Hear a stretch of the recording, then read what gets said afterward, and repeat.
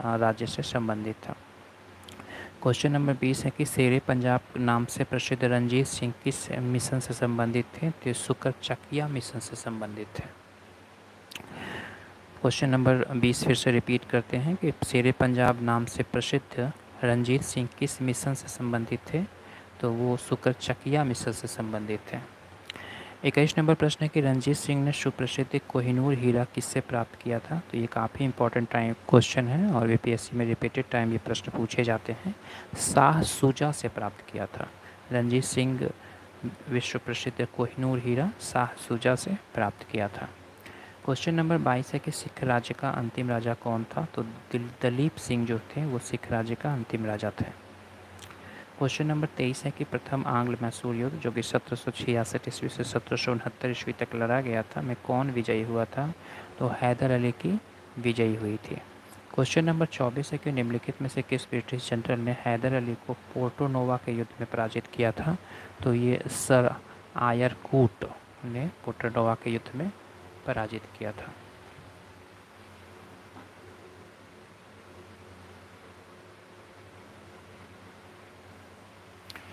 आगे question number 25 की ओर आगे बढ़ते हैं कि टीपू सुल्तान ने अपनी राजधानी निम्नलिखित में से कहाँ बनाई थी? तो टीपू सुल्तान ने अपनी राजधानी जो थी वो श्रीरंगपट्टनम में बनाई थी। क्वेश्चन नंबर 26 है कि निम्नलिखित में से किस भारतीय शासक ने विदेशों में आधुनिक पद्धति से दूतावास स्थापित किए थे? तो टीपू सुल्तान ने दूतावास स्थापित किए थे। टीपू सुल्तान ने ब्रिटिश सेना को 1780 ईस्वी में कहाँ हराया था? तो पोल्लीलूर में उन्होंने हराया था इसे। अंग्रेज़ों ने श्रीरंगपट्टनम की संधि किसके साथ किया था? तो अंग्रेज़ों ने श्रीरंगपट्टनम की संधि जो किया वो टीपू सुल्तान के साथ किया था।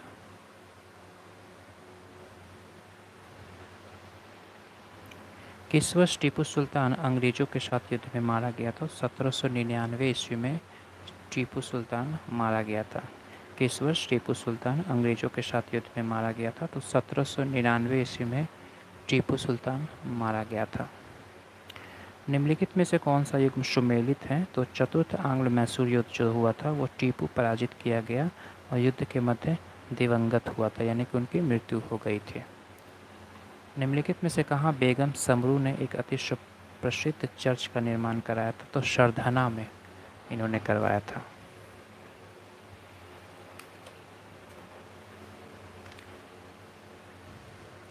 आगे हम पढ़ेंगे ब्रिटिश प्रभुसत्ता की स्थापना के बारे में हम पढ़ेंगे, जिसमें बंगाल के प्रशासन की जो दोहरी व्यवस्था थी उसके बारे में। उसके बाद से फिर वॉरेन हेस्टिंग्स और कॉर्नवालिस के और ब्रिटिश राज्य की स्थापना में वेलेजली और सहायक संधि के बारे में, और शासन की सुदृढ़ बनाने के लिए सिंध का विजय और पंजाब का विजय और डलहौजी की हड़प नीति के बारे में भी हम पढ़ेंगे।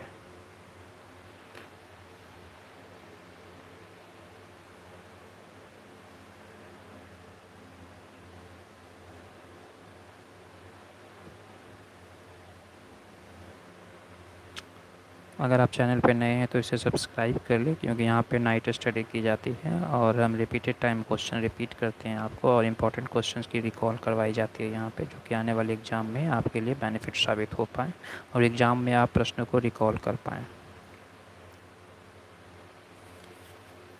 तो इसकी जो ऑब्जेक्टिव क्वेश्चन है उससे हम एक बार देख लेते हैं, ताकि एग्ज़ाम में आपको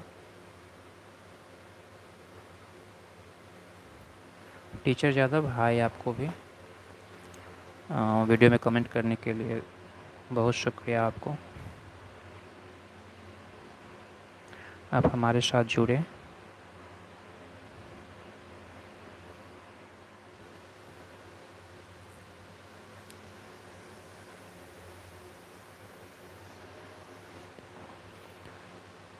और देख के काफ़ी खुशी हुई कि आप लोग भी अभी नाइट में स्टडी कर रहे हैं। क्वेश्चन नंबर 1 है कि निम्नलिखित कथनों में से कौन सा सही नहीं है? तो यहाँ पे जो सही नहीं होगा वो होगा लॉर्ड विलियम बेंटिक सबसे बड़ी ब्रिटिश शासक में से एक था, क्योंकि उसने भारत में ब्रिटिश साम्राज्य को संग्रहित किया था। ये गलत है। बाकी जो ऑप्शंस हैं, जैसे जन प्रशासन की नींव वॉरेन हेस्टिंग्स द्वारा मजबूती से रखी गई थी, जिस पर ऊपरी संरचना कॉर्नवालिस ने किया था। वहीं ईस्ट इंडिया कंपनी से और सैनिक सुधार करने का श्रेय क्लाइव को प्राप्त हुआ। वहीं लॉर्ड डलहौजी ने हड़प नीति